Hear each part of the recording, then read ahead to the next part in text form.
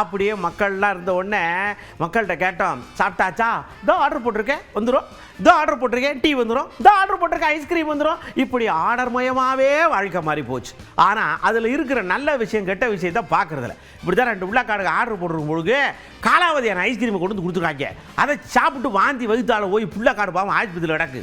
அதனால் இந்த ஆர்டர் போடுறது நல்லதா தப்பா? வீட்டுக்குள்ளே கிடக்கிறது ஒரு வகையில் நல்லது, ஆனால் காலார நடந்து போய் சாப்பிட்டு வர்ற மாதிரி இருக்குமா அப்படின்ற மாதிரி அவங்ககிட்ட கேட்டோம். நல்லதா கெட்டதா, இல்லை இன்னும் இதை தொடர்பீங்கடா, என்ன செய்யலாம், வரைமுறைப்படுத்தலாமா கேள்வியாக கேட்டோம்.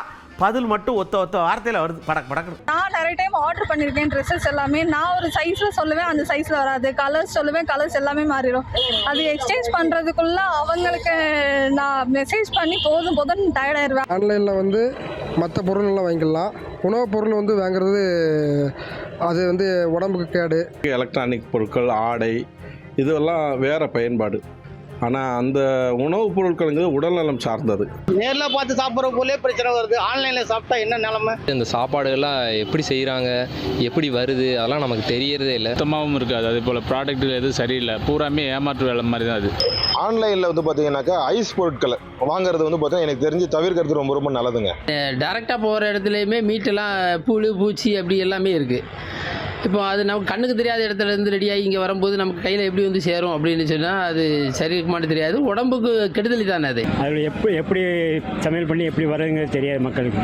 பெரிய பெரிய கடைக்கு போனீங்கன்னா 10 லிட்டர் 15 லிட்டர் வாங்குது. இப்போ இன்றைக்கி ஊற்றுறது 5 லிட்டராவது மேக்ஸிமம் மிச்சம் வரும்.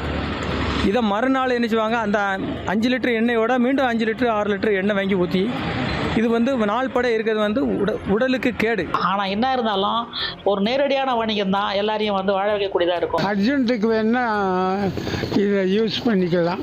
நேற்று கூட யோகட் ஆர்டர் பண்ணியிருந்தேன். அதெல்லாமே எனக்கு குவாலிட்டியாக தான் இருக்குது. அதில் ஒன்றும் பெருசாக பிரச்சனை தெரியல. It's fine. ஃப்ரோசன் டெசர்ட் அது எல்லாமே ஃப்ரோசன் தான் வந்துட்டு ஃப்ரீஸ் பண்ணி கொண்டு வரது தான். அங்கே தான் கொண்டு வரதான், இப்போ ஃப்ரீசரில் கொண்டு வர முடியாது இல்லையா? நம்ம போய் பக்கத்தில் சாப்பிட்டா கூட இது கரெக்ஷன் தப்புனா சொல்லலாம். அங்கே என்ன சொல்ல முடியும், ஒன்றும் சொல்ல முடியாது, அவ்வளோதான். கொஞ்சம் ரெப்யூட்டட் ஸ்டோர்ஸில் வாங்குறது பிரச்சனை இல்லை. எனக்கு என்ன சாப்பிட்றோம் அப்படின்னு நேரில் பார்த்து வாங்கிட்டு வரதான், ஃபீல் பண்ணி வாங்கிட்டு வரதான் எனக்கு பிடிக்கிற மாதிரி இருக்கும். இன்ஸ்டோரில் போய் வாங்குற ப்ரைஸும் அதே டிஷ்க்கு நம்ம ஸ்விக்கியோ ஜொமேட்டோவில் வாங்குற ப்ரைஸ் ரொம்ப ஜாஸ்தி. ஆன்லைனில் பண்ணுறதெல்லாம் நல்லதில்லை, அது வந்து நல்ல உணவும் இல்லை, அப்படிதான் நான் சொல்லுவேன்.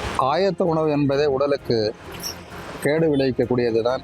உணவை வந்து நாமளே செய்து சாப்பிட வேண்டும். இதுதான் என்னுடைய அன்பான வேண்டுகோள்.